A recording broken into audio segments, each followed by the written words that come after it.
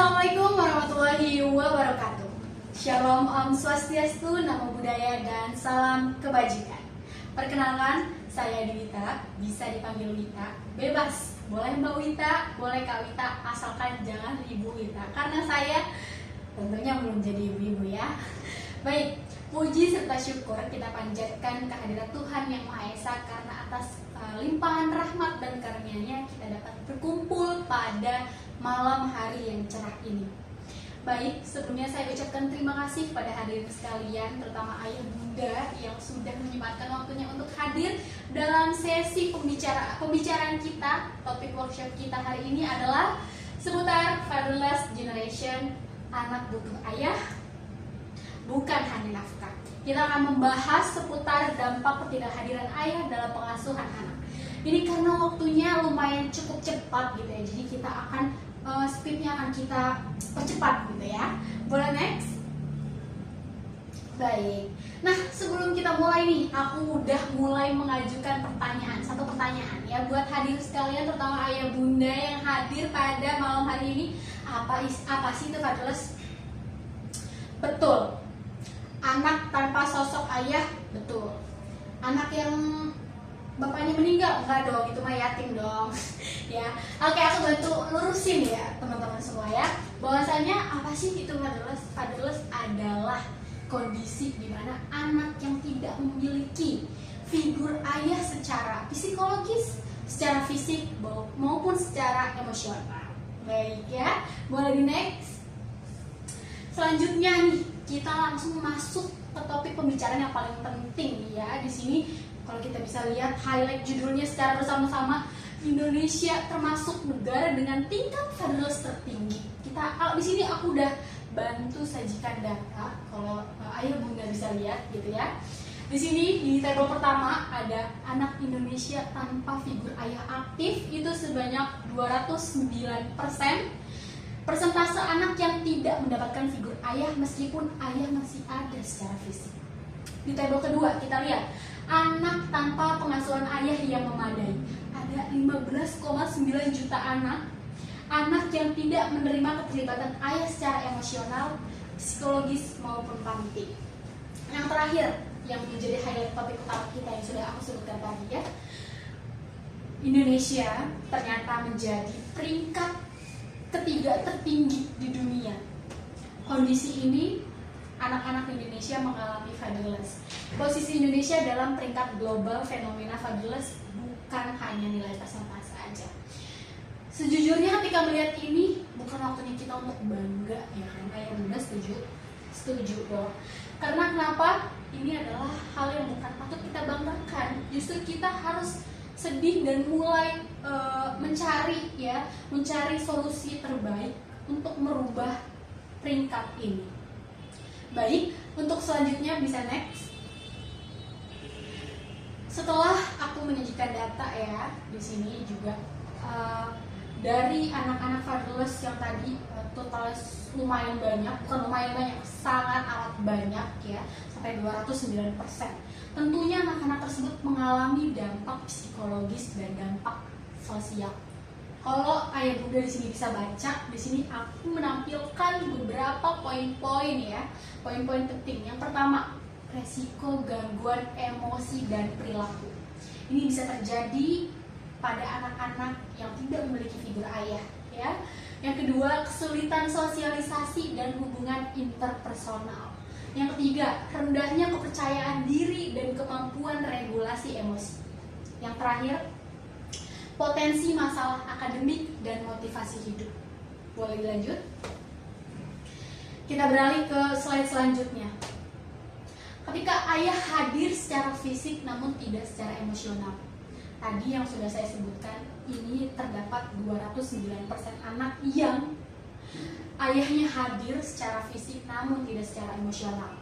Coba ayah bunda bayangkan di rumah, kalau setiap hari ayah itu yang diingat hanya suara motornya aja ketika buka pintu gerbang dan tutup pintu gerbang di malam hari.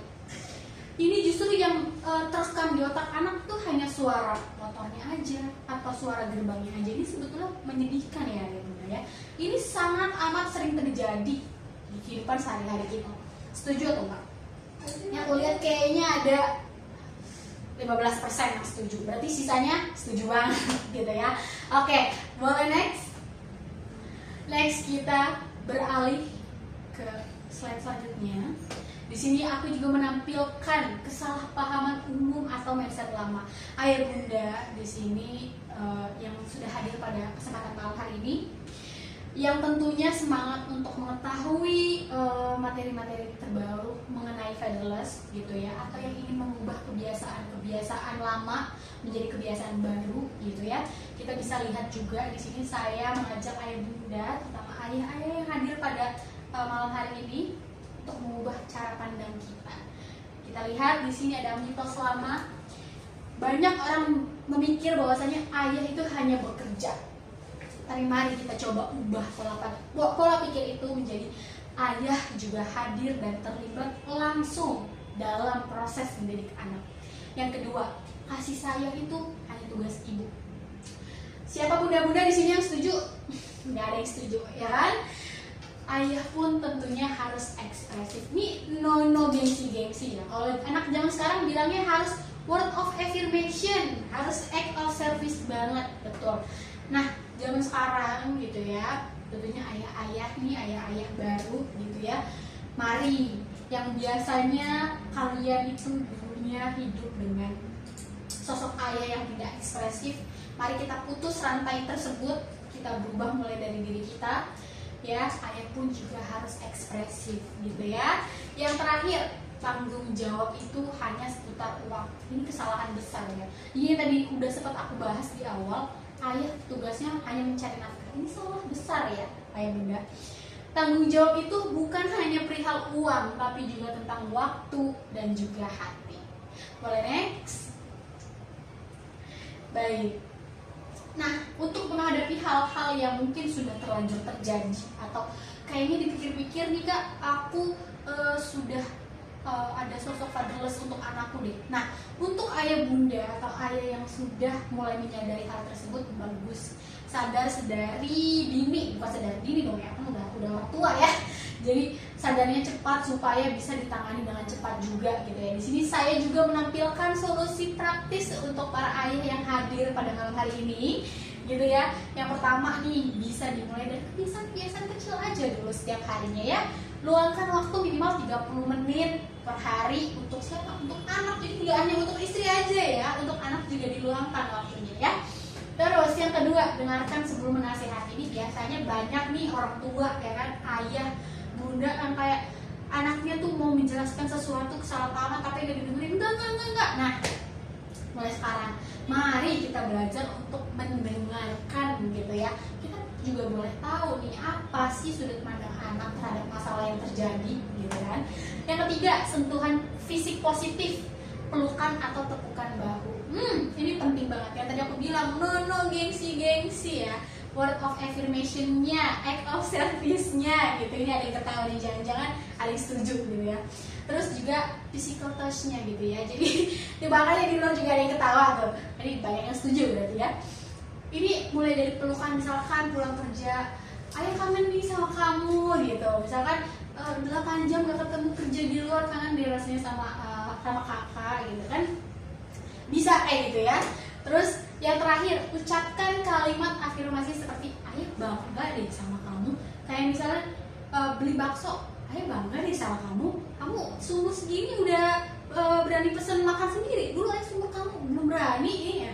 Kayak gitu ya. Jadi kayak afirmasi positif terhadap anak itu ayah bunda belajar gitu ya bunda. Mungkin banyak juga yang merasa materi ini cocok dengan bunda, tidak hanya ayah aja, bisa dilakukan bersama-sama di rumah gitu ya. Boleh dilanjut? Next. Nah, di sini bisa lihat secara bersama-sama ya. Mari hentikan rantai ini. Anak tidak hanya membutuhkan sosok pemberi nafkah, tetapi sosok ayah yang hadir dan terlibat dan terhubung secara emosional. Keluarga yang kuat dimulai dari rumah, dan ayah yang kuat tumbuh bersama dukungan pasangan. Baik, mungkin ini menjadi slide terakhir saya pada presentasi malam hari ini. Presentasi, maksudnya sesi gitu ya. Sesi malam hari ini. Jadi buat ayah bunda yang mungkin ada pertanyaan, kita kan bisa beralih ke sesi selanjutnya yaitu Q&A. Jadi izinkan saya pamit dulu gitu ya. Ini akan ada break sebentar. Jadi izinkan saya pamit dulu. Akhir kata wabillahi taufiq wal hidayah. Wassalamualaikum warahmatullahi wabarakatuh.